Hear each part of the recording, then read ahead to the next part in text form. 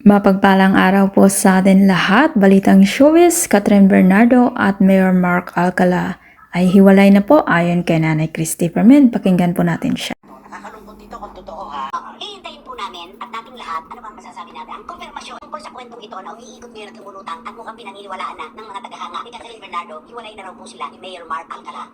Nako po, at ayon pa nga po kay Nanay Christy Permen ay hindi pa nga umaamin yung dalawa ay naghiwalay na. At ito daw po yung lumalabas na kwento. Insecure daw si Mayor Mark at seloso. Nako, kung totoo ito, di ba galing nga po si Catherine Bernardo sa ganung karelasyon. Sabi nga noon, si Daniel daw ang seloso.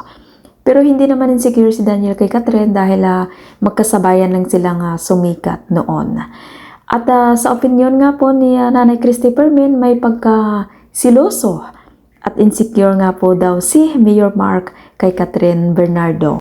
At bakit nga ba nasabi niya Nanay Christy Permen na ganun nga po si Mayor Mark kay Catherine? Kasi nga po, ikaw ba naman ang magkarelasyon ng isang Catherine Bernardo na syempre no, alam naman natin lahat na nasa tuktok na ng tagumpay ang isang Catherine Bernardo. Kaya naman normal lang yon na makaramdam ng insecure at pagkaselos si Mayor Mark kay Catherine.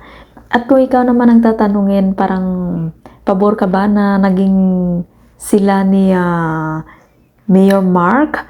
Or pabor ka ba na, or masaya ka ba na naghiwalay na sila di umano ni Catherine Bernardo? At kung ikaw hindi pa nakasubscribe ng aking channel, mag-subscribe ka na sa aking channel.